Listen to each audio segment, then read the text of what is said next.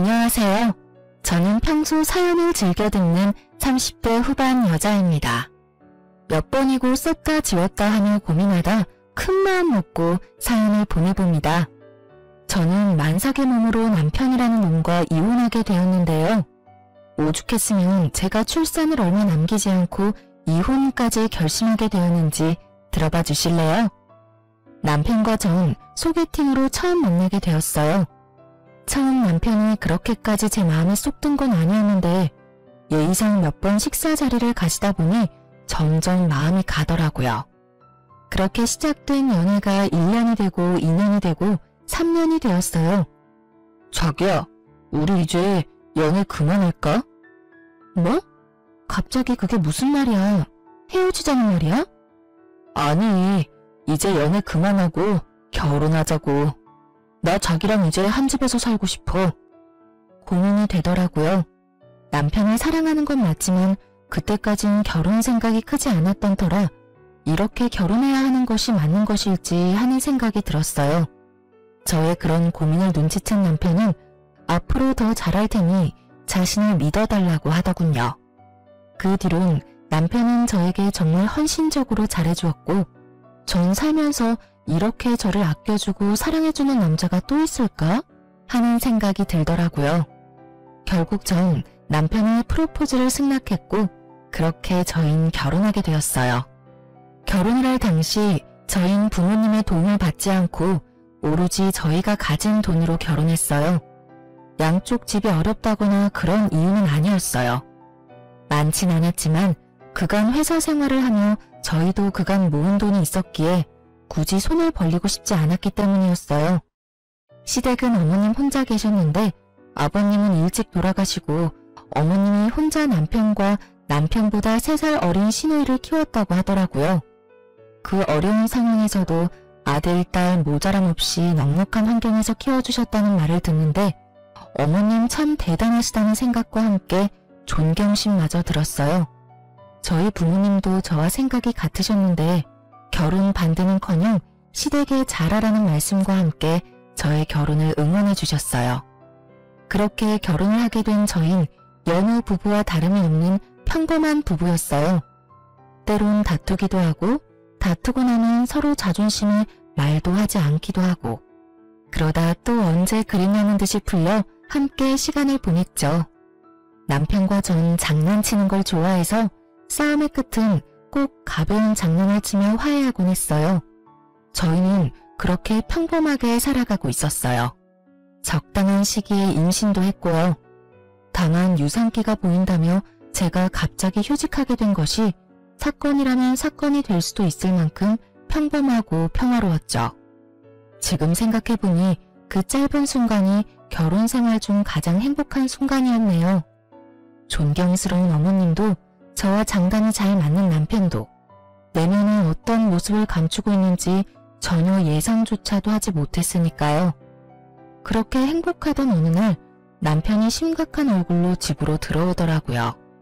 대개 남편이 심각한 얼굴이면 돈 문제, 일 문제밖에 없더라는 이야기를 들었던 터라 전 의아했어요. 남편은 진급을 앞두고 있을 정도로 회사 일은 평탄했고 생활에 드는 돈도 마찬가지였었어요. 저의 휴직으로 인해 외벌이가 되긴 했지만 그것 때문에 남편이 부담을 느끼거나 그런 일은 없었어요. 월급과 비교를 한다면 적긴 하지만 이럴 때를 대비해 모아뒀던 돈이 있었던 터라 여유 있는 생활이 가능했기에 남편의 심각한 얼굴이 더욱 의아하더군요.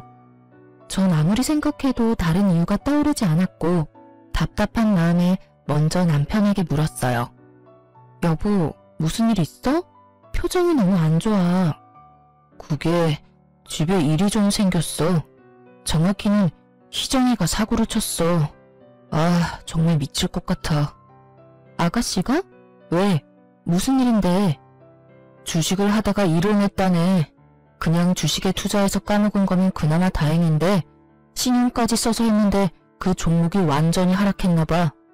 그래서 강제 청산을 한 걸 당했다고 하더라고. 그거 갚으려고 대출 내고 또 본전 생각나서 대출 내고 그렇게 해서 결국 다 잃었다나 봐. 빚만 남았다는데 그 금액이 꽤 크더라고. 남편의 표정이 어두웠던 이유는 다름 아닌 남편의 동생 신우이 때문이었어요. 그때 당시 주식에 대해선 전혀 알지 못하는 저도 주식시장이 좋지 않다는 것 정도는 알고 있었는데 하필 이럴 때 왜 주식을 한 것인지 저로서는 이해가 되지 않았어요. 거기다 신용까지 썼다니 탄식이 나오더군요. 인터넷에서 주식 신용 써서 깡통 찼다는 사람을 보며 혀끝을 차곤 했었는데 그런 사람이 먼 곳에 있는 것이 아니더라고요. 뭐? 주식? 그러면 요즘 아가씨가 한다는 공부가 주식 공부였던 거야? 아, 정말 미치겠다. 그래서 빚이 총 얼만데? 2억. 뭐? 2억? 2천만 원도 아니고 2억? 2억. 아, 진짜 어떻게 해야 할지 모르겠어. 이자도 한두 푼도 아니고. 그렇다고 해서 젊은이 신용불량자 만들어서 인생 망치게 할 수도 없고 말이야. 간도 크다 했어. 어떻게 그 큰 돈을 날릴 수가 있는지. 아. 남편은 연신 한숨만 내쉬었고 저도 고민이 깊어졌죠. 제가 알기론 어머님도 하시던 일을 다 접으시고 그간 모아두셨던 돈으로 생활하시던 터라 상황이 좋지 않은 것으로 알고 있었기에 해결 방안도 없다는 사실을 잘 알고 있었기 때문이에요. 그렇다고 저희에게도 그 큰 돈이 있을 리가 없었고 저희가 대출을 내서 아가씨의 대출을 막아주는 건 더 말도 안 되는 것이기에 정말 도저히 방법이 보이지 않더군요. 집안은 한숨만이 가득했고 누구도 섣불리 말을 꺼내지 못하고 있을 때였죠. 오늘 장인어른 생신이잖아. 일단 가자. 지금 출발해도 늦어. 아니야. 당신은 오늘 그냥 집에 있어. 나 혼자 다녀올게. 에이, 그런 게 어디 있어. 아무리 상황이 이래도 장인어른 생신인데. 가서 얼굴 뵙고 축하해드려야지. 얼른 가자. 저의 만류에도 남편은 기어코 저를 따라 나서더군요. 참 고마웠어요. 만약 입장을 바꿔 저였다면 어머님의 생신을 챙겨드릴 정신 따윈 없었을 것 같았으니까요. 그렇게 남편은 친정에 함께 갔고 아무렇지 않은 척하려고 노력하는 것 같았지만 부모님의 눈을 속일 순 없었어요. 언뜻 보이는 남편의 어두운 표정을 보신 부모님은 식사 자리가 끝나자 기다렸다는 듯 물으시더라고요. 박서방, 무슨 일이 있어? 표정이 영 안 좋은데. 네? 아닙니다, 장인어른. 일은 무슨요. 요즘 회사 일이 바빠서 조금 피곤한 것 빼곤 아무 일 없습니다. 거짓말할 생각하지 말게. 부모가 되어보면 다 보인다네. 내 자식이 무슨 일이 있구나. 고민이 깊구나. 이런 건 그냥 다 보인다고. 오늘 자네가 들어오는데 무슨 일이 있구나 싶었으니 숨길 생각 말고 말해보게. 다 알고 있다는 듯 추궁하는 아빠에게 더 이상의 거짓말은 소용없는 짓이었고 남편 역시 그렇게 느꼈는지 사실대로 털어놓더군요. 그게 사실은 집에 일이 좀 생겼습니다. 동생이 주식을 하다가 빚을 많이 내게 됐다는 사실을 알게 돼서. 죄송합니다, 장인어른. 좋은 날인데 표정 관리하는 잘 못하고. 아, 그런 일이 있었구먼. 그래서 빚이 얼마나 되길래 자네 안색이 이렇게나 좋지 않은 게야? 그게 2억 정도 된다고 합니다. 생각보다 큰 금액이긴 하군. 자네 걱정이 많았겠어. 괜찮습니다, 장인어른. 어떻게 해서든 해결해 볼 테니 걱정하지 마십시오. 아빠도 적잖게 놀란 눈치더군요. 왜 안 그렇겠어요?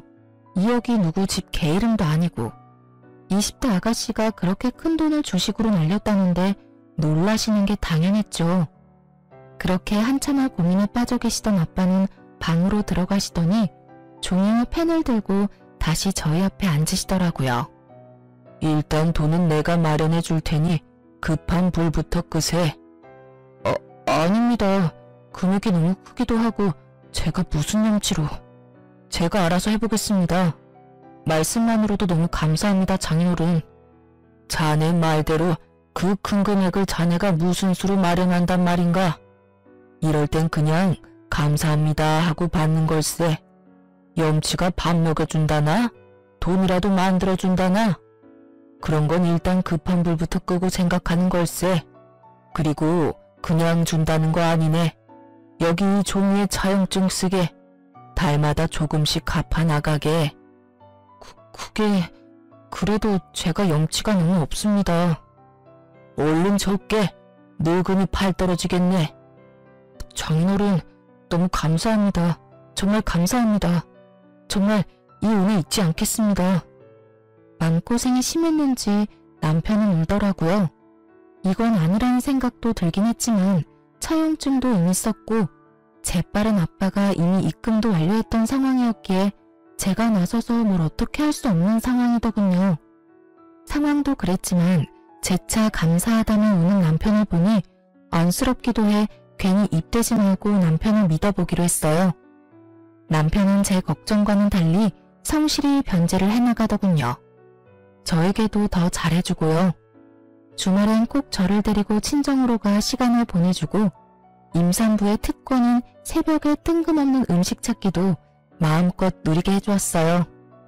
여보, 왜 그러고 있어? 그게... 나 냉면이 너무 먹고 싶어. 그 냉면 안에 들어있는 무조림 김치를 너무 먹고 싶어. 그거에 갈비 싸먹으면 너무 맛있을 것 같아. 어이구, 그런 거면 진작 날 깨웠어야지. 당신 내일 출근도 해야 하는데 어떻게 깨워. 그래도 깨워. 괜찮아. 임신했을 때 먹고 싶은 거 못 먹으면 미운아가 나온다고 그러더라. 그러니까 먹고 싶은 거 있으면 내가 밤 꼴딱 새우고 겨우 눈 붙인 상황이라도 무조건 깨워. 알겠지? 고마워.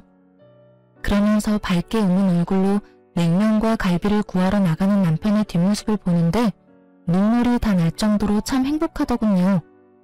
마음 편히 잘 먹고 잘 지낸 덕에 아기는 저의 뱃속에서 무럭무럭 잘 자라주었고 안정기를 지나 만삭이 되었어요. 그렇게 5개월이 지났고 전 출산을 앞두고 있었습니다.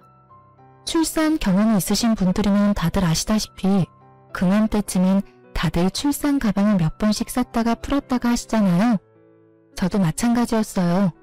여기저기 검색을 해보고 필요하다 싶은 물건을 고르고 골라 가방을 싸고 있었죠. 현관문 열리는 소리에 시계를 보니 벌써 남편 퇴근 시간이 되었더라고요. 저는 아차 하는 마음에 현관으로 달려나가 남편을 맞이했고 저를 바라보는 남편의 얼굴은 어두웠어요.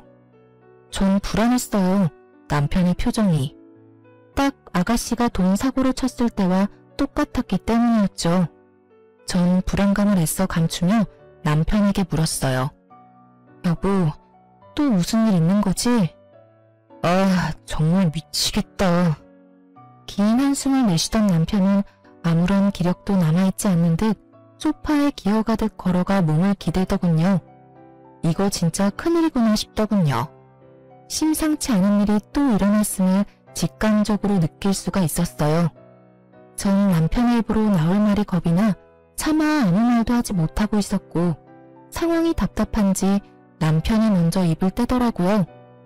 아, 희정이가 이번엔 비트코인을 했대. 주식도 중독성이 강하다고 하더니 결국 또 사고를 쳤어. 애초에 그 2억을 해주면 안 되는 거였나 봐. 한번 갚아줬더니 애가 그래도 된다고 생각하는 걸까? 아님 돈이 돈 같지 않게 느껴지는 걸까?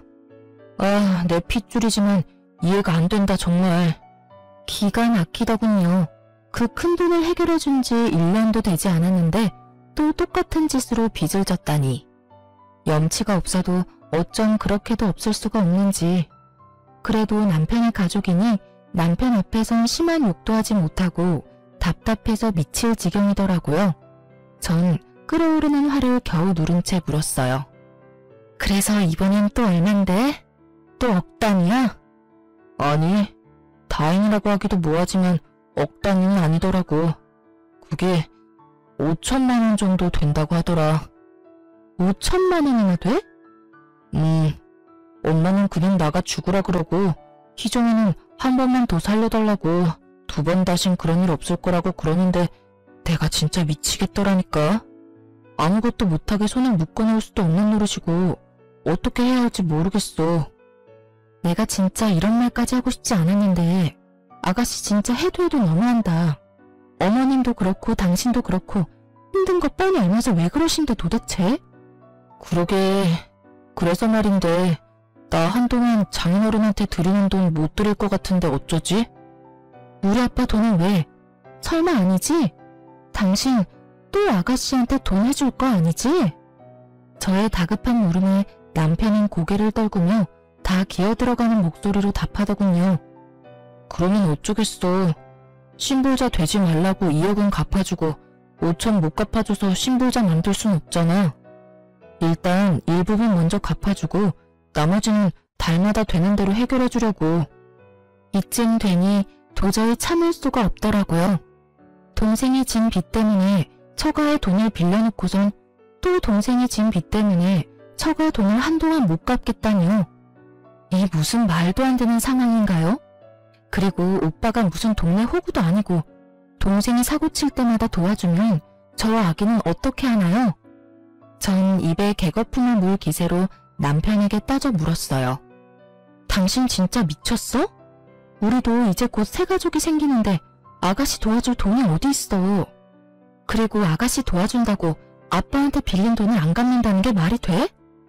안 갚는다는 게 아니라 한동안은 못 드리겠지만 급한 돈만 마무리되고 나면 다시 갚아 나갈 거야.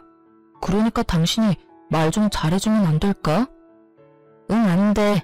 절대 안 돼. 아가씨를 돕든 어머니를 돕든 그건 당신 마음이지만 무슨 일이 있어도 우리 아빠 돈은 빼먹지 말고 갚아. 난 분명하게 말했다. 아, 알겠어. 남편은 서운한 티를 팍팍 냈지만 전 양보할 수 없었어요. 드리던 돈을 줄인다고 해도 될까 말까 하는 상황에 한동안 못 드린다는 말은 앞으로도 드리지 않겠다는 말로 들렸기에 더욱 양보할 수가 없더군요. 이때 이혼을 했었더라면 그 더러운 꼴은 보지 않아도 됐을 텐데. 이때까지 저는 남편을 사랑했고 다른 문제도 아닌 아가씨 돈 문제 때문에 이혼할 생각은 없었기에 이 고비만 잘 넘기면 다시 평화가 찾아올 거라 믿어 의심치 않았어요. 하지만 제가 바라고 기대하던 그 평화는 찾아오지 않았어요. 다른 방법을 찾아보겠다고 한 남편은 결국 방법을 찾지 못했는지 아빠에게 돈을 드리지 않았더군요. 이 사실을 알게 된 과정도 참 기가 막혔어요. 저는 아무래도 남편에게 너무 냉정하게 말을 한 것 같아 제가 가지고 있던 돈이라도 좀 보태주려고 돈을 보내드렸냐고 물었어요.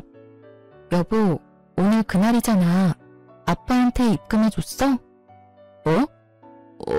당연하지. 겨우겨우 맞춰서 입금해드렸어. 걱정하지 마. 그래? 알겠어. 아가씨 일은 어떻게 할지 같이 잘 생각해보자. 알겠어. 남편이 적잖게 당황하는 모습과 대화를 피하는 모습이 수상하더라고요. 그래서 전 남편이 출근하고 난 뒤 엄마에게 전화를 걸었고 엄마에게서 입금이 되지 않았다는 말을 듣게 되었던 것이었어요. 더는 남편과 해결할 문제가 아니라는 생각이 들었고 바로 시댁으로 찾아갔어요. 시댁은 주택이었는데 무슨 일인지 대문이 열려있길래 벨을 누르지 않고 그냥 들어갔고 마당에서 현관으로 걸어가는데 현관도 열린 것인지 집안의 대화 소리가 들리더군요. 대화의 주인공은 어머님과 시누이였는데 두 사람은 싸우고 있는 듯 했어요. 언성은 높았고 그 높고 큰 목소리 덕분에 두 사람의 대화가 더욱 잘 들렸어요. 엄마, 그냥 엄마가 돈 좀 해줘. 나 진짜 다시는 돈 사고 안 친다니까. 진짜 앞으로는 절대 이런 일 없을 거야. 그러니까 나 한 번만 좀 살려줘. 이거사, 엄마가 돈이 어디 있어? 요즘 엄마도 일 다 접고 집에서 쉬는 거 알아 몰라? 없긴 왜 없어? 이 집 있잖아. 이게 진짜 미쳤나 봐. 달랑 하나 남은 집으로 네 빚이나 갚아달라는 말이야? 딱 5천만 원만 해주면 되잖아. 집 담보대출 받아서 좀 해결해줘. 너 진짜 미쳤어? 엄마는 딸보다 이딴 집이 더 중요해? 나 진짜 이러다 신용불량자 된다고. 하나뿐인 딸이 신용불량자 되면 엄마는 좋을 것 같아? 상견례 때부터 철이 없다 싶더니 시누이의 뻔뻔한 말을 듣고 있자니 저 미친 딸을 살려둔 어머님이 대단하다는 생각마저 들더군요. 아무래도 오늘은 날이 아닌 것 같아 돌아서는 순간 어머님의 대답이 제 발길을 멈추게 했어요. 기다려봐 이거사. 네 오빠가 처가에서 또 돈 받아온다고 했으니까 2억도 해줬는데 그깟 5천 못 해주겠어? 그 말을 어떻게 믿어? 그러다가 새언니가 알게 되면 어떡해. 이번엔 네 새언니 모르게 혼자 가서 받아온다고 했으니까 일단 기다려보자. 어찌됐든 이 집은 절대로 못 건드리니까 그런 줄 알아. 이건 엄마 노후 자금이라고. 만약에 또 빌려온다 쳐. 그 돈을 또 언제 다 갚아. 그냥 엄마가 좀 해주면 안 돼? 네가 갚을 것도 아니면서 뭐 그런 걱정까지 하니? 그리고 그 돈을 설마 다 받겠어? 그냥 성의 표시로 몇 달 갚다 보면 인제 그만 갚으라고 하겠지. 혹시라도 그런 말 없으면 처가 가서 힘든 척 좀 하라고 하면 돼. 이제 애도 나오겠다. 자기 딸 힘들어질 게 뻔한데 그 돈을 다 받겠어? 그러니까 넌 앞으로 다신 주식, 코인 이런 거 할 생각도 하지 마. 알겠어? 정말 가관이었습니다. 애초에 갚을 생각도 없었다는 것도 기가 막히는데 또 친정에 빌붙을 생각이었다니 대화를 들으면 들을수록 모녀 사이가 맞는구나 싶더군요. 뻔뻔하기가 어쩜 그렇게나 똑같은지 웃음이 다 나더라고요. 만삭배를 해서 두 사람과 싸우기가 그랬던 전 일단 집으로 돌아왔어요. 뱃속의 아기만 아니었다면 당장 그 집구석에 들어가 다 엎어놨겠지만 혹시나 하는 마음이 드니 행동이 신중해지더라고요. 남편도 어머님과 같은 생각인지 궁금했고 일단 상황을 지켜보기로 했죠. 집으로 돌아온 저는 다시 생각에 빠져들었고 다시 생각해도 기가 막히더군요. 어떤 뇌구조를 가지고 있으면 저런 해결책을 찾을 수가 있는 건지. 아니, 애초에 그것이 해결책이라고는 할 수 있는 건가요? 그건 그냥 떠넘기는 거 아닌가요? 그것도 사돈한테 말이죠. 심지어 어머님이 대출된다는 사실도 놀라웠어요. 처음 신우이가 돈 사고를 쳤을 당시 입만 떼면 요즘 힘들다고 하는 어머님을 보며 상황이 아주 좋지 않아 대출이 불가능하다고 생각했는데 애초에 어머님은 대출할 생각도 없었다는 사실을 알게 되자 더욱 그 뇌구조가 궁금하더군요.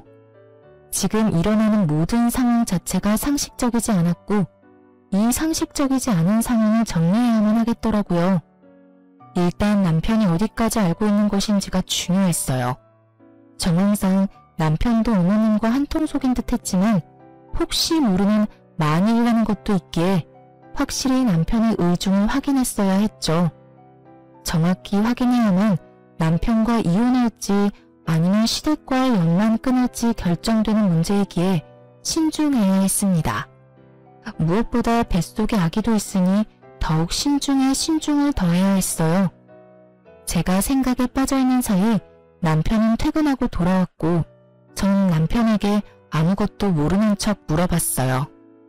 여보, 내가 혹시 몰라서 엄마한테 물어봤는데 요즘 우리 친정도 힘들다네?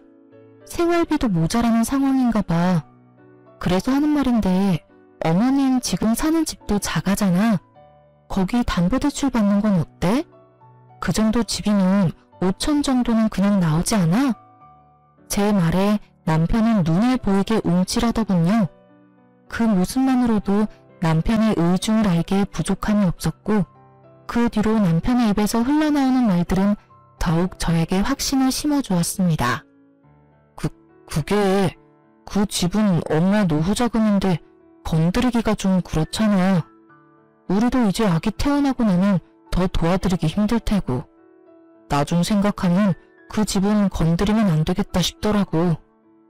입을 확 찢어버리고 싶은 마음을 겨우 누르고선 남편에게 따지듯 되물었어요. 그게 말이 돼? 당신한테 빌려준 2억도 우리 아빠 엄마 노후자금이었어. 그 돈은 받아가서 갚지도 못하고 있는데 어머님 집은 노후자금이라서 안 된다? 그런 논리가 도대체 어디 있어? 심지어 아가씨 일이잖아. 우리 엄마 아빠는 자기 자식도 아닌 아가씨 빚 갚는다고 노후자금 다 내놓은 판국에 일이 또 이렇게 됐으면 당연히 어머님이 나서야 할 때 아니야? 아니, 늦어도 한참 늦으셨지. 사실 2억도 우리 부모님이 아니라 어머님이 해주셨어야 했어. 내 말이 틀려? 최대한 언성은 높이지 않으려고 노력했는데 말하다 보니 저도 모르게 점점 언성이 높아지더라고요. 그런 제 모습이 남편도 거슬렸는지 급발진하며 막말을 쏟아내기 시작하더군요. 당신 지금 그까지 돈 좀 당신 친정에서 받아왔다고 유세 떨어? 그까지 푼 돈으로 유세 좀 떨지 마. 보고 있기 역겨우니까. 뭐라고? 역겹다니. 당신 어떻게 나한테 그런 말을 할 수가 있어? 당신 지금 완전히 다른 사람 같은 거 알아? 당신이 날 이렇게 만들잖아. 그리고 자꾸 이런 식으로 굴면 앞으로 절대 그 돈 안 갚을 수가 있으니까 알아서 해. 알겠어? 당신 진짜 웃긴다. 돈 빌려갈 땐 고맙다고 눈물까지 흘리면서 그 은혜 잊지 않는다고 하더니 이게 은혜 잊지 않겠다던 사람이 할 태도야. 돈을 안 갚는다고? 그걸 지금 말이라고 해? 그럼 말이지 방귀야? 임신했다고 오냐오냐 했더니 남편 무서운 줄 모르고 뭐? 논리? 어디서 논리를 운운하고 있어? 급발진해서 저보다도 더 언성을 높여대던 남편은 가쁜 숨을 한 차례 고르더니 더욱 충격적인 말을 하더군요. 당신 배불러서 이혼당하고 싶지 않으면 알아서 잘해.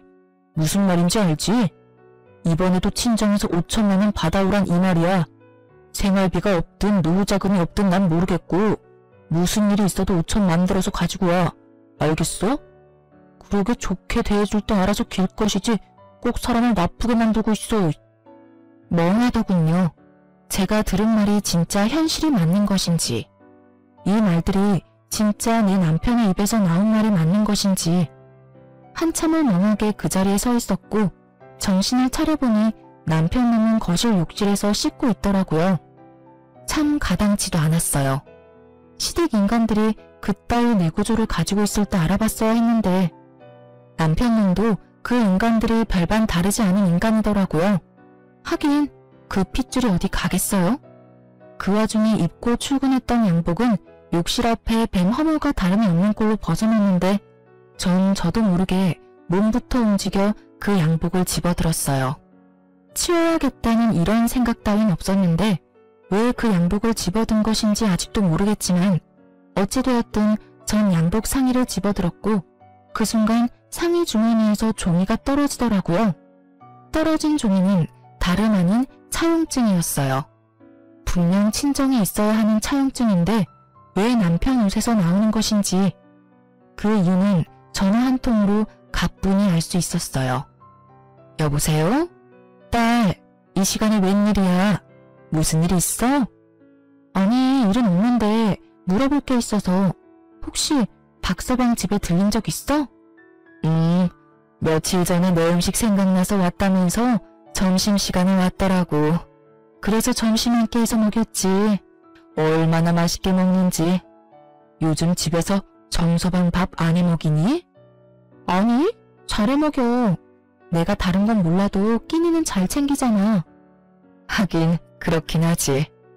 그런데 그건 갑자기 왜 물어? 그냥 이야기하다가 엄마 집 다녀왔다고 하길래 뭐 했나 싶어서 물어봤어. 엄마 목소리도 듣고 싶어서 겸사겸사 전화했지. 모든 것이 확실해졌어요. 남편 놈은 엄마가 혼자 있는 시간을 노리고 친정에 가서 차용증을 몰래 가지고 나온 것이었어요. 그리곤 그렇게 생각했겠죠. 이제 차용증이 없으니 최악의 경우 그 돈은 갚지 않아도 되겠다 하고요. 뭘 믿고 저렇게도 당당하나 싶었더니 믿는 구석이 고작 차용증이라니. 굴린다고 굴린 머리가 이리도 멍청하다는 사실이 놀랍기까지 했어요. 놀라우면서도 이런 남자를 믿고 결혼하고 임신까지 한 저 자신이 다 한심스러워지더라고요. 남편의 구역질나는 의중도 잘 알았겠다. 전 더는 망설일 필요가 없었어요. 남편은 제가 만삭이고 곧 아기도 태어날 것이니 아기를 생각해 이혼은 할 수 없어 돈은 마련해 오겠지 하고 생각한 모양인데 절 몰라도 한참 몰랐네요. 전 태어날 아기를 위해서도 이 인간 같지도 않은 기생충 같은 놈과 살 생각이 전혀 없었어요. 그렇게 전 이혼을 위한 준비를 차곡차곡 해나갔습니다. 이혼 전문 변호사를 만나 상담도 하고 부모님께 이혼할 것이라는 말씀도 드렸어요. 처음에는 많이 놀라셨지만 충분히 상황을 설명해드리니 두 분 다 하루라도 빨리 이혼하라고 해주시며 아기는 걱정하지 말라는 말씀까지 해주시더라고요. 그렇게 모든 준비를 마친 전 남편 퇴근 시간에 맞춰 부모님께 집으로 와달라고 부탁을 드렸어요. 제가 모르는 남편의 또 다른 거친 모습이 있을 수도 있기에 혹시나 하는 마음으로 부탁을 드린 것이었죠. 부모님은 흔쾌히 집으로 오셨고 저희 안방에서 조금만 계셔달라고 부탁을 드렸어요. 아빠가 화가 많이 난 상태였는데 제가 일단 조금만 기다려달라고 하니 애써 화를 누르셨어요. 그렇게 모든 준비는 끝났고 이제 남편 놈만 기다렸죠. 30분쯤 지났을까요? 아무것도 모르는 남편이 집으로 들어오더라고요. 신발을 벗고 거실에 들어서는 남편 앞을 맞고 차용증을 내밀며 물었어요. 이게 왜 당신 손에 있어? 또 뭘 가지고 시비질이 나는 듯 잔뜩 찌푸린 남편의 표정은 순식간에 아연 실색이 되더군요. 당신이 이걸 어떻게 이리 내놓지 못해? 말까지 더듬으며 당황하던 남편은 저에게서 차용증을 뺏어가더니 제가 보는 앞에서 찢어버리더라고요. 그 모습이 얼마나 천박한지 그 순간 내가 이런 남자를 왜 사랑했나 싶었어요. A4 용지의 차용증을 손톱 크기로 찢어버린 남편은 저에게 화를 내기 시작했습니다. 그야말로 아무 말 대잔치를 하는 남편을 보는데 정말 뻔뻔하기가 그지없더라고요. 너 뒤졌어? 너 이거 범죄야. 너 이거 도둑질이라고 이 도둑년아. 지금 나보고 도둑년이라고 했어? 애초에 이게 네 손에 있는 것 자체가 이상한 일 아니야? 그래서 뭐 어쩌자고.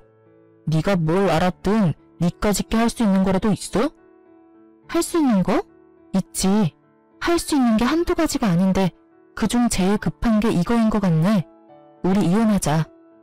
저의 이혼 통보에 남편은 가소롭다는 듯 저를 보며 비웃더라고요. 그런 남편을 보며 저 역시 비웃어 주었어요. 웃어? 지금 네가 웃을 때야? 잘 생각해, 이 멍청한 여자야. 네가 지금 네가 어떤 상황인지 잘 모르는 것 같은데 너 조금 있으면 출산해. 곧 내 자식을 낳아야 한다고. 그럼 어떻게 해야겠어? 어떻게 하긴 너 같은 놈이랑 이혼하고 혼자 순산하면 되지. 아니지. 지금 나랑 이혼하면 너만 손해야. 알겠어? 너 애 혼자 키울 자신 있어? 난 미리 말하는데 우리 이혼하면 애 키울 생각 없어. 그러니까 꼴에 자존심 부린다고 후회할 짓 하지 말고 내가 저번에 말했듯이 친정 가서 돈이나 받아와. 깔끔하게 5천만 원만 받아오면 내가 다 용서하고 너랑 다시 살아줄게. 물론 애한테 잘할 거야. 아무렴 내 핏줄인데 잘해야지. 남편의 말을 듣고 있는데 이놈의 따귀를 때려줘야 하나 머리채를 잡아야 하나 정말 오만 생각이 다 들더군요. 뱃속의 아기도 잊은 채 저놈을 어떻게 뜯어놔야 제 분이 풀릴까 하는 고민에 빠진 그때 제가 준비한 무대에 또 다른 주인공이 집으로 들어오더라고요. 그건 바로 어머님이었어요. 사연에 나오는 대부분의 시무가 그러하듯 어머님 역시 벨 따윈 누르지 않고 당당히 비밀번호를 누르고 들어오시더군요. 남들이 봤다면 어머님 집이라는 착각이 들 정도의 당당함에 참 어이가 없더라고요. 넌 임신한 게 유세구나. 이 시간에 어른을 오라가라. 말 한마디로 움직이게나 하고 말이다. 그래, 네 말대로 네 남편 퇴근 시간 맞춰서 내가 왔다. 무슨 할 말씩이나 있어서 이 시간에 오라고 한 게야? 어머님은 어른인 자신을 저희 집으로 오라고 한 것에 불만이 큰 듯 저를 매섭게 쏘아보며 말하더군요. 전 그런 어머님의 눈을 피하지 않고 대답해드렸어요. 저 이 사람이랑 이혼하려고요. 이혼? 너 어디 아프니? 갑자기 무슨 이혼을 한단 말이야? 내가 아는 그 이혼 맞니? 네, 그 이혼 맞아요. 사실 제가 며칠 전에 어머님 댁에 갔다가 들어선 안 될 이야기를 좀 들었거든요. 너 이제 하다 몰래 남의 대화도 엿듣니? 정말 수준하고는. 그래, 말 나왔으니 드러나 보자. 무슨 이야기를 들었길래 이 밤중에 사람을 오라가라 했는지 말이나 해보려무나. 아, 그게요. 어머님이랑 아가씨가 나누는 대화였는데 제가 수준 낮게 굳이 엿듣지 않아도 어찌나 크게도 이야기하시는지 마당에서도 다 들리던데요. 그 동무서인 줄 모르는 아가씨는 어머님께 집 담보대출을 해서라도 돈 내놓으라고 난리였고, 어머님은 집은 절대 못 건드린다며 저희 친정에서 네 오빠가 돈 받아올 테니 기다리라고 하시더라고요. 제가 그 이야기를 듣는데 기가 막혀서 한참을 웃었지 뭐예요. 제가 여기 이 자리에서 분명하게 정리해 드릴 테니 잘 들으세요. 너도 잘 듣고. 전 절대 저희 친정에서 5천만 원은커녕 10원도 더 받아올 생각도 없을 뿐더러 앞전에 빌려드린 2억도 이런 한 푼 빼지 않고 다 받아낼 거예요. 아, 그리고 위자료까지 두둑하게 받아내고 이혼할 예정이니 미리 돈이나 준비해 두세요. 어머님 집 담보대출 지금 받으시면 되시겠네요.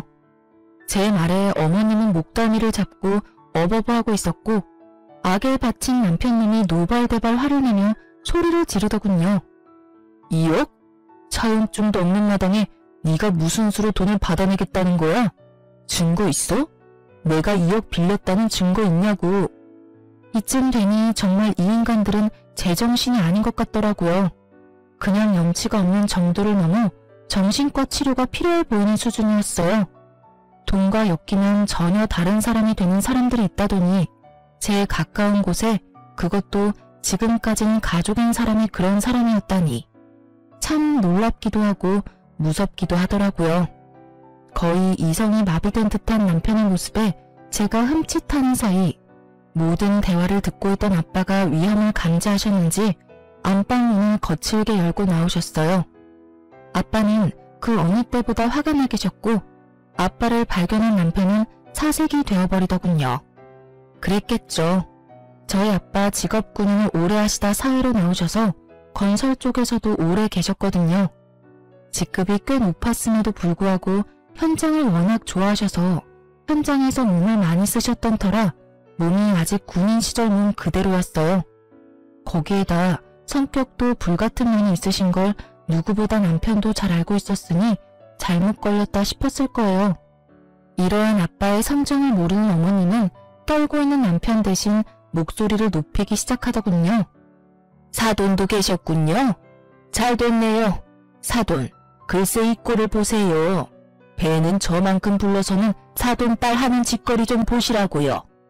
이 시간에 어른을 오라가라 한 것도 기가 막히는데 돈 빌려준 유세도 모자라서 이혼까지 운운하네요. 제가 웬만하면 참아보려고 했는데 저딴 말도 안 되는 말을 말이라고 짓거리는데 도저히 못 참겠네요. 가만히 있지 마시고 얼른 저 물건 홍구멍 좀 내세요. 어머니 말을 가만히 듣고 있던 아빠는 저를 보며 혼을 내기 시작하더라고요.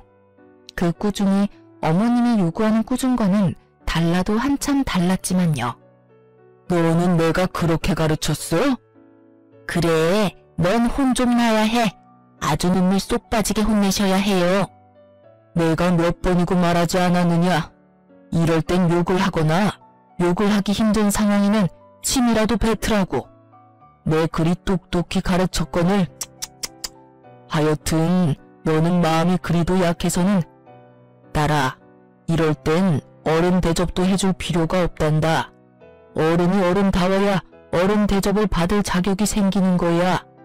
이런 것들은 짐승만도 못한 것들이라 그냥 똑같이 대해주면 돼. 알겠어? 사돈, 지금 말 다 하셨어요? 아, 이제 보니 이 물건이 사돈을 똑 닮아 이렇게 앞뒤 분간 못하고 말을 막 하는 거였네요. 그 어렵다는 사돈한테 뭐요? 짐승? 기가 막혀서 네 그냥 넘어가지 않을 겁니다. 사돈딸, 내가 아주 피가 마를 때까지 괴롭혀 줄 거란 이 말이에요. 이혼 생각도 하지 마세요. 안 해주면 그만인 이혼 누구 좋으라고 이혼한답니까? 그 어렵다는 사돈 돈을 맡겨놓은 돈처럼 막 가져다 쓰려고 했던 분이 누구였는지 이 아줌마는 기억도 나지 않는 것 같더라고요. 뻔뻔한 어머님의 말을 듣고 있던 아빠는 도저히 참을 수가 없는지 참았던 화를 버럭 내셨어요. 그 입 못 다물어? 가당치도 않게 지금 어디서 큰 소리야? 그리고 감히 지금 내 앞에서 누굴 괴롭힌다고? 내 웬만해서 한땐 가족이었던 사람들이라 참으려고 했는데 모자간에 사이좋게 지금 당장 콩밥 먹게 해줘? 우리가 콩밥을 왜 먹어? 우리가 뭘 잘못했다고?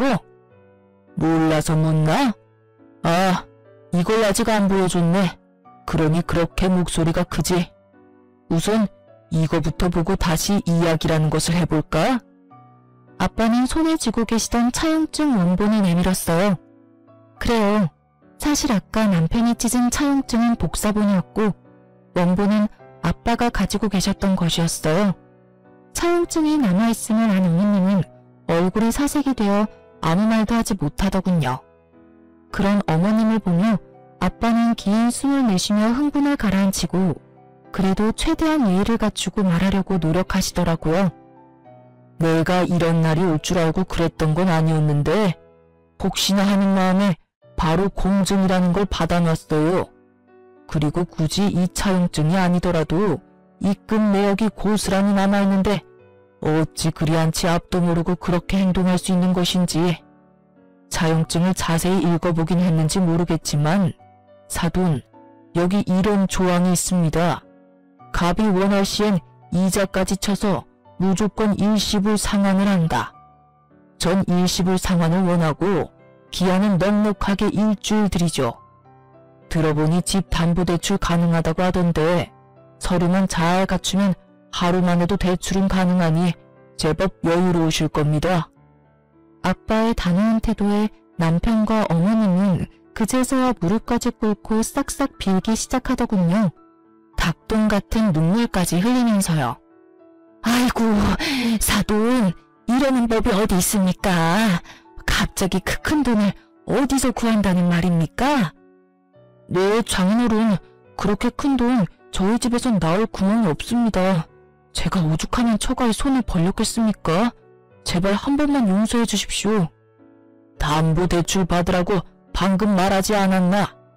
네, 알아보니 그 집 담보로 대출 받으면 돈 갚고도 충분히 남아서 위자료 줄 돈도 되더군. 그러니 무조건 일주일 내로 갚아. 사돈, 그 집은 제 하나 남은 재산입니다. 제 노후 자금이라고요. 그 집까지 손대면 제 노후는 어떻게 한답니까? 그러지 말고 한 번만 더 도와주세요. 이제부턴 다달이 빠지지 않고 이 녀석이 갚아나갈 겁니다. 뭐, 잘 갚을 수 있지? 맞습니다, 장인어른. 제가 돈이 급해서 정신이 잠시 나갔었나 봅니다. 이미 베풀어주신 은혜가 큰데 그걸 잊고 이딴 짓이나 하다니. 저 정말 많이 반성하고 있습니다. 딱 한 번만 더 기회를 주시면 안 되겠습니까? 전 마음이 풀리지 않으신다면 손주 생각해서 한 번만 더 기회를 주십시오. 듣고 있기도 힘들었던 저는 이때껏 이 모든 상황을 녹음하고 있던 휴대전화를 보여주며 말했어요. 지금 와서 이래봤자 아무 소용이 없어. 지금까지 모든 상황 녹음 다 해놨거든?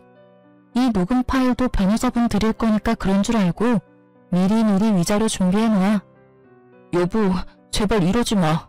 당신마저 이러면 난 어떻게 해. 뱃속의 아기 생각해서라도 한 번만 다시 생각해봐. 응? 내가 앞으로 정말 잘할게. 이런 일 있기 전까진 우리 정말 좋았잖아. 당신이 원하면 나 우리 집에 다신 상관 안 하고 남남처럼 살 수도 있어. 그러니까 한 번만 다시 생각해봐. 몇 번을 다시 생각해봐도 내 결심은 바뀌지 않으니까 그런 줄 알고 위자료 준비해놔. 애 걱정하지 말고. 그렇게 말한 전 부모님과 함께 친정으로 갔고 친정에서 이혼을 진행하게 되었어요. 부모님께는 그런 모습을 보여 죄송했지만 혼자였다면 꽤 많이 힘들었을 이혼 소송이 부모님 울타리 안에 있으니 그래도 견딜만 하더라고요. 남편은 끝까지 구질구질하게 시간을 끌었고 저의 비싼 변호사님 덕분에 생각했던 것보단 빨리 승소하게 되었어요. 그렇게 전 이혼을 하게 되었고 위자료도 생각했던 것보다 많이 받았어요. 물론 부모님의 피 같은 돈도 이자까지 쳐서 다 돌려받았고요. 제 위자료와 부모님의 돈은 결국 전 시모의 집을 처분해 주더라고요. 왜 굳이 처분을 했을까 하고 궁금했는데 동네 분들께 전해 들은 말론 그 사이 전 시누이가 또 사고를 쳤다고 하더군요. 대출로는 충당이 안 되는 금액이라 집을 처분했어야만 했고 전셋집은커녕 월세집으로 이사를 했다고 했어요. 그 말을 듣는데 월세집까지 털어먹어야 그 손가락이 멈추려나 하는 생각이 들더군요. 그것이 마지막으로 그 인간들의 소식은 들을 수가 없었어요. 굳이 듣고 싶지도 않았고요. 이혼하고 난 뒤 2주일 정도 지났을 때 전 출산을 했어요. 정말 하늘이 노랗게 변한다고 하더니 전 노랗다 못해 하늘 볼 정신도 없더라고요. 아, 정말 이러다 큰일 나겠구나 하는 순간 아기가 세상 밖으로 나왔고 전 딸아이를 품에 안게 되었습니다. 그때 처음 든 생각이 다른 것도 아닌 엄마도 이렇게 힘들었을까? 였어요. 말로만 듣던 출산을 직접 하고 나니 정말 엄마가 대단하다는 생각밖에 들진 않더군요. 그렇게 제가 철이 들게 만들어준 딸은 4.5kg로 아주 건강한 딸이었고 자연분만을 한 저 자신을 뿌듯하게까지 느끼게 해주는 우량아였어요. 출산을 무사히 마친 전 친정에서 부모님과 함께 지내며 육아를 하고 있어요. 그 건강하던 딸은 어느새 3살이 되었고 젖살이 빠진 지금도 여전히 우량하답니다. 제 새끼라서 그런 것이 아니라 얼마나 귀여운지 동네 어르신들의 사랑을 한몸에 받으며 자라고 있어요. 전 요즘 복직을 준비하고 있습니다. 딸이 조금 크기도 했고 언제까지나 부모님께 신세를 지고 있을 순 없는 노릇이니까요. 새로운 직장을 찾아보던 중 전에 일하던 회사에서 복직하는 것이 어떻겠냐는 제안을 해주셨고 전 감사한 마음으로 받아들였죠. 오랜만에 하는 출근, 설레기도 하고 걱정도 되지만 오랫동안 자리를 비웠음에도 불구하고 두 팔 벌려 환영해준 회사를 위해 이 한 몸 바쳐보려고요. 사실 자신있게 이혼을 하긴 했지만 걱정이 없었던 것도 아니었어요. 출산도 앞둔 것도 걱정이었지만 혼자 아기를 키운다는 것이 쉬운 문제는 아니었으니까요. 하지만 저의 가장 큰 걱정이었던 딸아이는 다행스럽게도 아직까진 밝고 사랑스럽게 자라주고 있어요. 그런 딸아이를 보며 괜한 걱정이었다는 생각도 드는 요즘이에요. 물론 저렇게 사랑스러운 아이가 조금 더 자라서 사춘기가 된다면 상황이 또 어떻게 달라질진 모르겠지만요. 하지만 전 자신이 있어요. 그 힘든 이혼도 해냈는데 그까짓 거 잘 헤쳐나갈 자신 있습니다. 이로써 길었던 제 사연도 끝입니다. 저의 긴 사연 들어주셔서 감사합니다, 여러분.